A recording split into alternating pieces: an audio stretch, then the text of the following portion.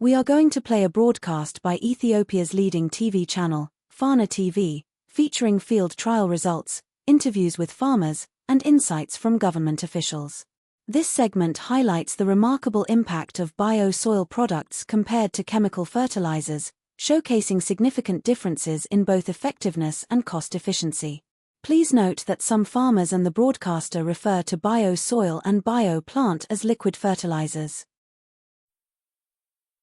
እንደ ሀገር በምግብ ራስን ለመቻል የተያዘውን ግብ ለማሳደግና የአርሶ አደሩን ምርታማነት በማሳደግ ደረጃ በርካታ ስራዎች እየተሰሩ ይገኛሉ። በተለይ የበጋ መስኖ ስንዴን ምርታማነት በማሳደግ ረገድም በርካታ ስራዎች እየተሰሩ ሲሆን በኦሮሚያ ክልል ደቡብ ምዕራብ ሸዋ ዞን የሚገኙ አርሶ አደሮችም ፈሳሽ ማዳበሪያን ተጠቅመው የበጋ ስንዴ ላይ ተስፋ ሰጪ ውጤት እያዩ ነው። አርሶ አደር ጎሳ ጫካና አርሶ አደር ከተማ በቀለ በተለይ በበጋ መስኖ ስንዴ ላይ ዘር ከመዝራታቸው በፊት መሬቱ ላይ ባዮሶይል ዜድ የተባለ ፈሳሽ ማዳበሪያን በመጠቀም እንዲሁም ሰብሉ ከበቀለ በኋላ ባዮፕላንት ዜድ የተሰኘ ፈሳሽ ማዳበሪያን በመርጨት አመርቂ ውጤት አግኝተናል ይላሉ።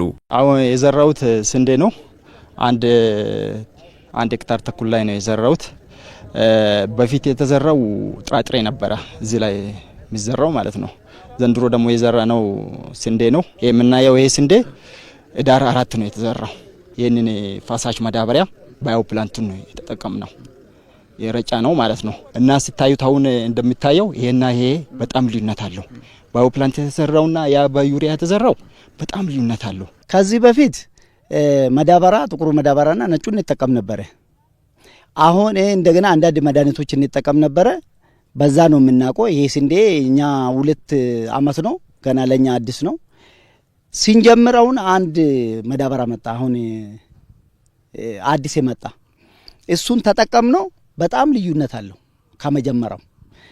እንደገና እዚህ ጋር የዘራንበት አሁን የምናየው ማሰም በሱ ነው የተጠቀምኩት። ከጎን ያልተጠቀሙ ያው ልዩነት አለው በጣም። የፈሳሽ ማዳበሪያው ውጤታማነት በኢትዮጵያ ግብርና ምርምር ኢንስቲትዩት ለ2 ዓመታት በተለያየ መልኩ ሙከራ ሲደረግበት ቆይቶ ወደ ትግበራ የገባ ሲሆን በትግበራው ወቅትም በሰብሎች ላይም ሆነ በአትክልቶች ላይ ከፍተኛ ውጤት እያስገኘ መምጣቱ ተመላክቷል። ባዮሶይል ዜድ እና ባዮፕላንት ዜድ የተባሉት 2 የማዳበሪያን ውጤታማነት የሚጨምሩ ፈሳሽ ፕሮዳክትን ያየ ነው። ስለዚህ ይሄን ፕሮዳክት በኢትዮጵያ ግብርና ምርምር ኢንስቲትዩት ለ2 ዓመት ሞክረናል፣ አይተናል። ውጤታማ ነው። የማዳበሪያን ውጤታማነት ከመጨመር ባለፈ የማዳበሪያን እስከ 35% ሰው ሰራሽ ማዳበሪያን ሊተካ ይችላል። ስለዚህ የዚህ ባዮ አክቲቬተር ወይም ደግሞ የማዳበሪያ ውጤታማነት የሚጨምረው ባዮሶይል ኦር ባዮፕላንት አርሶ አደሩ ድሮ ሲጠቀምበት የነበረውን ማዳበሪያ ከ35 እስከ 40% ቀንሶ ይሄን ባዮሶይል አፈር ውስጥ ያለውን ማዳበሪያ ወይ ደግሞ ንጥረ ነገር ከአሉሚኒየም ጋር ከፎስፈር ከአሉሚኒየም ጋር ኦር ከአይረን ጋር ታይዞ ያለውን ለሰብል ሊገኝ የማይችለውን እንዲገኝ ያደርጋል ማለት ነው። በተለይ በአሲዳማ አፈር አካባቢ ፋና ቴሌቪዥንም በደቡብ ምዕራብ ሸዋ ዞን ጉንዶ ቀበሌ ገበሬ ማህበርና ኢቡ ቀበሌ ገበሬ ማህበር አርሶ አደሮች ማሳዎች ላይ ተገኝቶ ባደረገው ቅኝትም በፈሳሽ ማዳበሪያው የተዘራ መስኖ ስንዴና በሌላ ማዳበሪያ የተዘራውን ውጤት ልዩነት መመልከት ችሏል። አርሶ አደሮችም ቢሆን በበጋ መስኖ ስንዴ እያለሙ ሲሆን የፈሳሽ ማዳበሪያውን ተጠቅመው የተሻለ ምርት ከሄክታር ለማግኘት እንደሚጠብቁ ይናገራሉ። ፍሬው በጣም ልዩነት አለው። ከዛኛውና ከዚህ ኮምፔር ስታረገው በጣም ልዩነት አለው። ይሄ ነው የሚበልጠው። ስለዚህ አሁን ባዮፕላንት የተጠቀሙትና ሌሎቹ በዩሪያ የተጠቀሙት በጣም ልዩነት አለው። በምርቱም ይሄ ነው የሚበልጠው። በጣም ልዩነት አለው። ቢያንስ አሁን ከሄክታር ከ40 እስከ 50 ኩንታል ይገኛል ብዬ ነው የምገምተው። አሁን ያ ኮስቱ ዩሪያና ዳፑ ኮስቱ እንደምታዩት ነው። በአሁኑ ሰዓት በጣም ሃይ የሆነ የመጣ እንትኑ ኮስቱ ማለት ነው። ያውን ሲታዩ ደግሞ አሁን 5 ሊትሯ ወደ 2000 ምናምን ናት አለ። አቺ 5 ሊትሯ በአንድ ሄክታር ነው የሚጠቀመው። ያኛውን ደግሞ ዩሪያና ዳፑን ለሄክታር 4 ኩንታል ነው የሚጠቀመው። በጣም ተስፋ ሰጪ ነገር ነው። አምና ምንም አልነበረም። ዘንድሮ በጣም ልዩ ነው። አሪፍ ነው። ጥሩ እናገኛለን ብለን ነው የምንጠብቀው። ለሳምፕል ደግሞ ሌላ ቦታ ማሳ ላይ ወስጄ ትንሽ ቆረጥ አድርጌ ብቻ በሱ ተጠቀምኩት ካሉት ማሳ።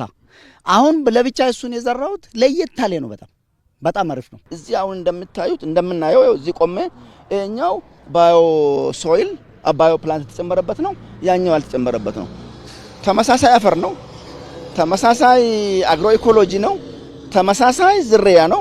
ይሄ በአይን አይቶ መመስከር የሚቻል ነው። ፈሳሽ የአፈር ማዳበሪያው ተፈጥሯዊ ይዘቱን የጠበቀ እድገት ለሰብሎች ከማበረከት ባለፈም ከዋጋም አንጻር ቢሆን ከኬሚካሉ የአፈር ማዳበሪያ በጣም ብዙ ልዩነት ያለው መሆኑ እንደ ሀገር ከፍተኛ አዎንታዊ አበርክቶ ያለው መሆኑ ተመላክቷል። 8000 ብር ገብቷል። በፊት 4000 ብር ነበር አንድ ኩንታል። ሚኒመም ለ1 ሄክታር ስንዴን በቆሎን ገብስን በሚመለከት ሚኒመም 2 ኩንታል ነው የሚጠቀሙት። ይሄ እንግዲህ አሁን በአሁኑ ዋጋ ከሆነ ወደ 16000 ብር ይሆናል ማለት ነው። በፊቱ ከሆነ 8000 ብር እንደዛም ሆኖ አሁን እኛ ለማንኛውም ሰብል እንዳውም ወደ አትክልት ወደ ስትገባ ከ2 ኩንታል በላይ ነው የሚጠቀመው ይሄን ኬሚካል ማዳበሪያ ማለት ነው። የኛ ግን ለማንኛውም ሰብል ለማንኛውም አይነት አትክልት የሚጠቀመው 10 ሊትር ነው። 10 ሊትሩን ነው እኛ 5000 ብር ውስጥ የከተት ነው። ስለዚህ የዚህ ልዩነት እንግዲህ 16 ከሆነ ራሱ የ11000 ብር ልዩነት አለው።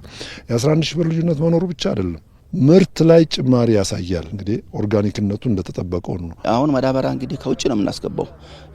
በቢሊየን ዶላር ማዳበሪያ ከውጭ እናስገባለን። 35-40% ቀነሰ ማለት ይሄንን በሚቀንሰውን ዶላር ማየት ነው። ሚሊየን ዶላር ሲቀንስልና አንደኛው። ሁለተኛው ይሄ ኦርጋኒክ ፕሮዳክት ኦርጋኒክ አሜንድመንት ነው። ኦርጋኒክ ባዮስቲሙሌተር ነው። አፈራችን ህይወት እንዲኖረው ያደርጋል። ህይወት እንዲኖረው እዛ በአፈር ውስጥ ያሉት አካላት እንዲነቃቁ ያደርጋል። ስለዚህ አንድምታው ትልቅ ነው እንደ ሀገር።